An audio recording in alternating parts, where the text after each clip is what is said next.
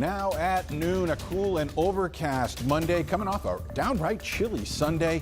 Nathan is standing by to let us know whether or not we're going to mix some rain into this as well. We'll join him in just a minute, but first, here are some of the stories that we are following today. We've got new details on how soon parents will see formula on the store shelves. That is straight ahead. Plus, responding to an increase in local crime, what a public forum hopes to accomplish coming up. And we remember an Arkansas radio legend, the life of Bob Robbins, his family's request for those wishing to celebrate his life. We've got that 20 minutes from now.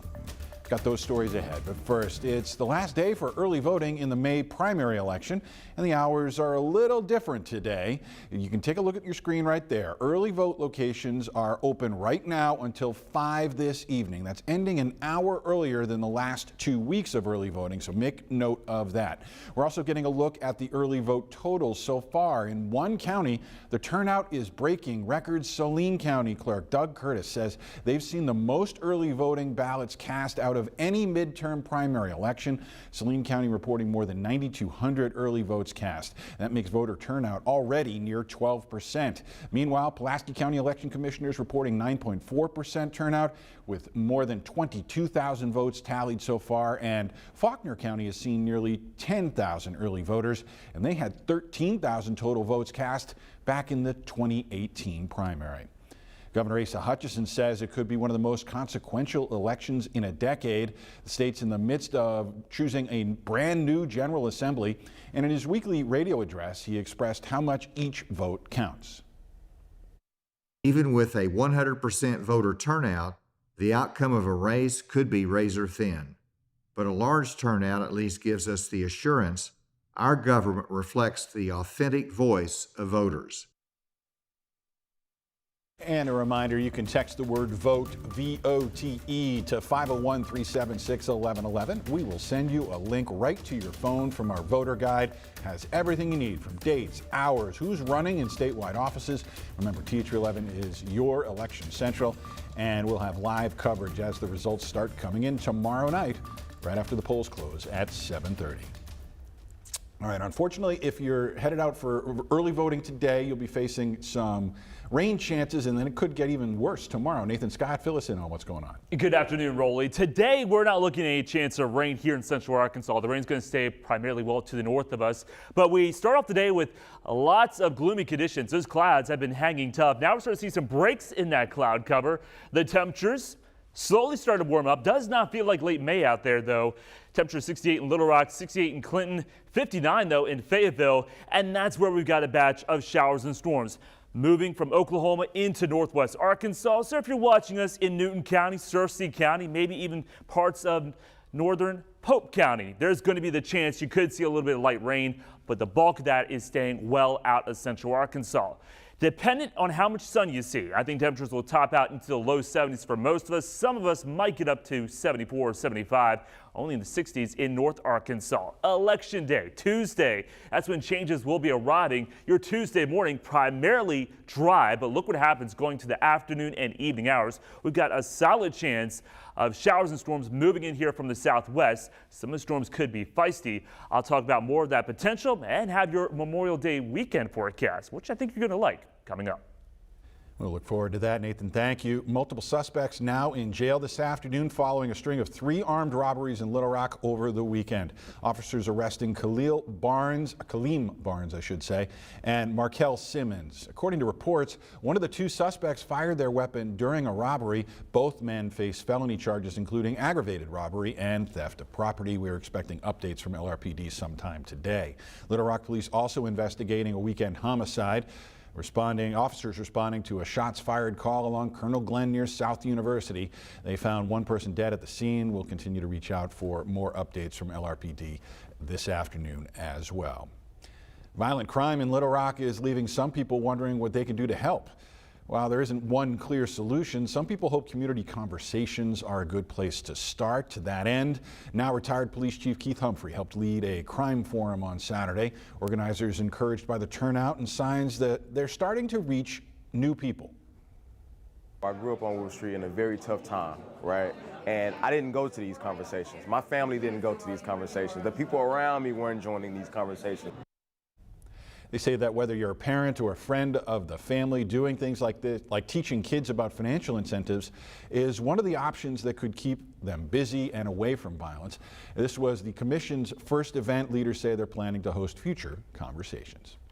Judge in Northwest Arkansas set to decide how much prison time to give Josh Duggar after his child pornography conviction. Both the former reality TV star's defense and the prosecution sent their recommendations to the judge ahead of the sentencing. Duggar's attorneys are asking for a lighter sentence of 5 years, prosecution asking for the max of 20.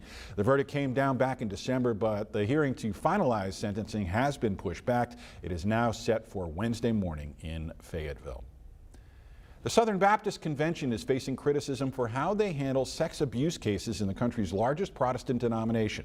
According to the Associated Press, an investigation found a few senior leaders were in control of managing any response to abuse reports. Dr. Ronnie Floyd is mentioned in the 288-page report more than 120 times. He previously served as a senior pastor of Cross Church in Northwest Arkansas. The first shipment of emergency baby formula from Europe is now here in the United States. A massive Air Force C-17 touching down in Indianapolis yesterday. That kind of cargo jet usually carries heavy military equipment, but this time 78,000 pounds of hypoallergenic baby formula manufactured at a plant in Switzerland. From here, it'll be tested and distributed across the country to hospitals and clinics all throughout this week. I'm told that this shipment provides enough formula to take care of 9,000 babies and 18,000 toddlers for a week. Regulators and the folks at Abbott Lab Nutrition hope to reopen a formula plant in Michigan that had been shuttered because of contamination concerns. It could go online by next week, but it may take 2 months before that formula starts arriving in stores. Now we turn to the war in Ukraine. Russian forces are shelling more targets in the crucial eastern region of that country known as Donbass.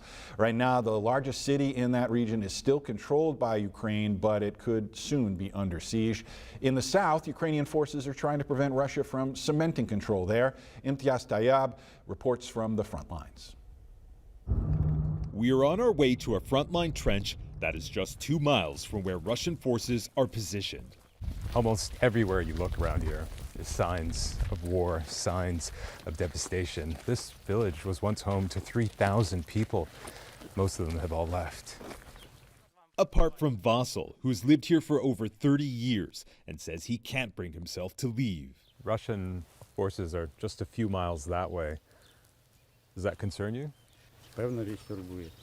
Yes, it worries me, he says. It's so disturbing to see our village like this. As we make our way through a maze of trenches, we meet up with Ukrainian soldier Artem, who's been here since March. We're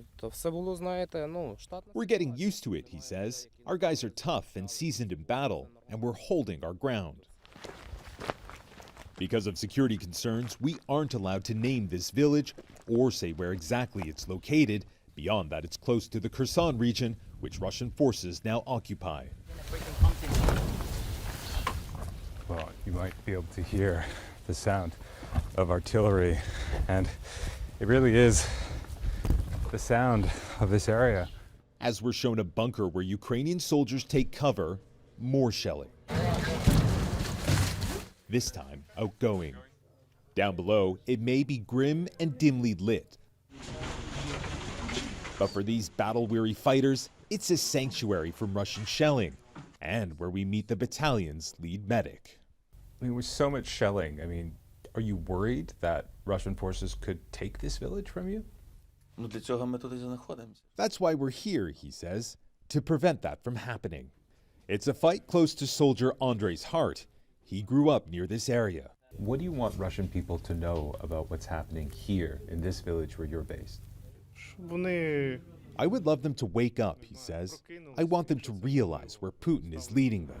A Ukrainian court has sentenced a Russian soldier to life in prison in the country's first ever war crimes trial since the start of the invasion. The 21-year-old admits to shooting a 62-year-old civilian in the head, but says he was only following orders. Imtiaz Tayyab, CBS News, Kryvyi Rih. Well, biking can be fun, but I think we'd all agree it could stand to be a bit comfier. Well, we've got an effort not to reinvent the wheel, but the bike seat when we come back. And the clouds have been stubborn out there this morning, but we're going to see the chance of showers and storms going up for Election Day. I'll have more on the timing of when the worst weather will be moving in and how long it will be sticking around next.